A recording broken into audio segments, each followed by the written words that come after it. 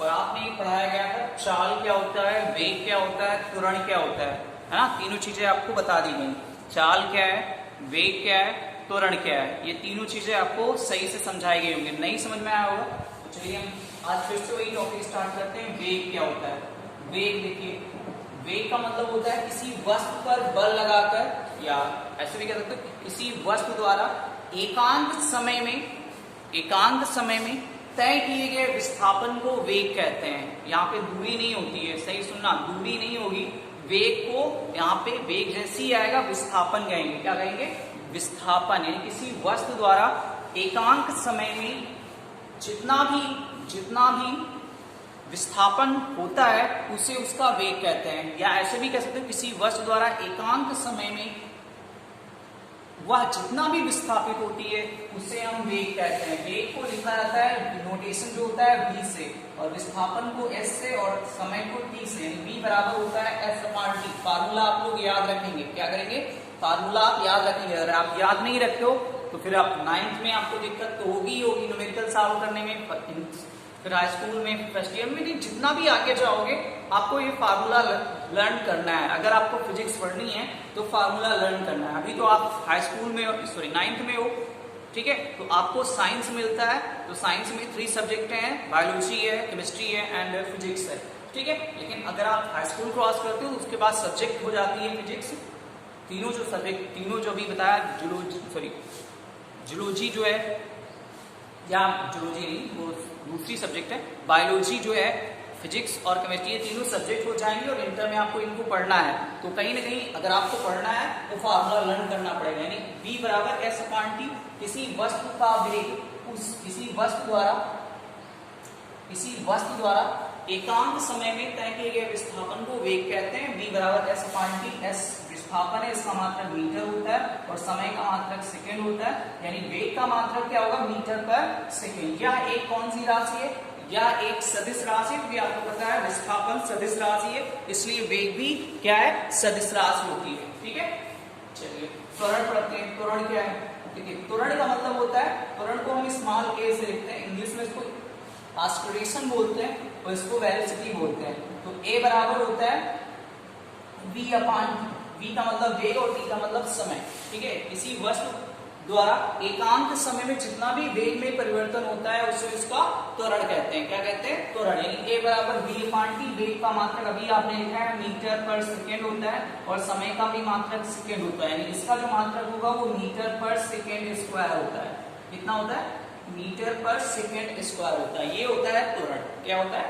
त्वरण। तो आपको समझ में आया होगा वेग क्या है, त्वरण क्या है। और त्वरण को आपको सही से समझाया भी गया कि त्वरण एक्चुअली में होता क्या है। नेक्स्ट वीडियो में आपको सही से समझाया गया, तो इसको आप लोग ध्यान से पढ़ेंगे, ठीक है। उसके बाद फिर आता है कि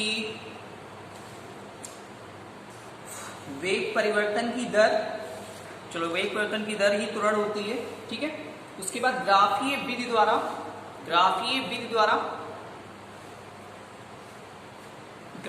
विधि द्वारा वैल्यूएशन ज्ञात करना, ठीक। किसकी? गति के समीकरण। चलिए कुछ और आपको बताते हैं, थोड़ा नॉलेज के विषय में बता देते हैं। देखिए, अभी आप लिख रहे हो कि ये मीटर लिख रहे हो बार बार, ठीक है। कहीं आपको सेंटीमीटर मिलता है, तो ये भी लंबाई का मात्रक है, ये भी लंबाई का मात्रक, दोनों लंबाई के मात्रक है ना। लेकिन हम एक्चुअली में यहाँ पे मीटर क्यों ही लेते हैं?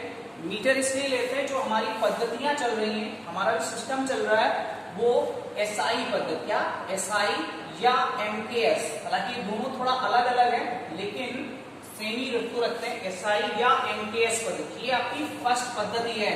क्या है? फर्स्ट पद्धति है, SI या MKS पद्धति। हमारा जो विश्व है वो इसी यूनिट के आधार पे इस समय चल रहा है, ठीक है। SI या MKS पद्धति पे क्यों चल रहा है? क्योंकि सारे देशों में माप तौल की अलग अलग, ठीक है, विधियां हैं, अलग अलग तरीके से माप तौल किया जाता है। लेकिन जो मापक की जो समिति गठित हुई पूरे विश्व के लिए कि सभी के लिए एक जैसा मापन होना चाहिए, है ना, तो वो मापन जो था वो SI या MKS पद्धति आजकल यूज होती है, ठीक है। SI MKS पद्धति होती क्या है? एक्चुअली में ये पद्धति होती है जिसमें लंबाई को मीटर में द्रव्यमान को हम किलोग्राम में और समय को हम सेकेंड में तौलते हैं। किसमें तौलते हैं? सेकेंड में तौलते हैं। तो इसका मतलब होता है एसआई या एमकेएस पद्धति। इसमें जो मात्रक होता है वो किलोग्राम होता है। अगर हमने किलोग्राम लिया तो मात्रक जो लेंगे वो मीटर लेंगे और सेकेंड लेंगे। क्या लेंगे? किलोग्राम लिया, मीटर लेंगे और सेकेंड लेंगे। क्लियर हुई बात? ठीक है।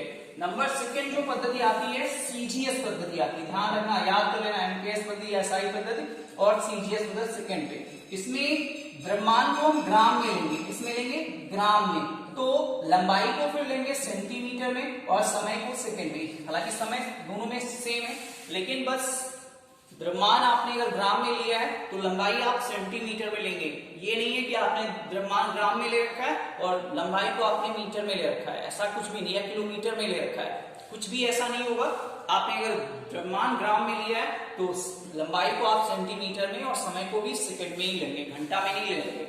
नंबर थर्ड आता है एफपीएस पद्धति। एफपीएस पद्धति, ये जो पद्धति होती है इसमें द्रव्यमान को आप पाउंड में लेते हो, इसमें पाउंड में, और लंबाई को आप फुट में लेते हो और समय को आप सेकंड। तीनों में सेकंड कॉमन है, तीनों में जो सेकंड है वो कॉमन है, जबकि जो लंबाई है और द्रव्यमान है ये चेंज होता रहता है, ये चेंज हुआ। तो एफपीएस पद्धति, अगर आपने द्रव्यमान को पाउंड में लिया है तो लंबाई को आप फुट में लेंगे। किसमें लेंगे? फुट में। किसमें?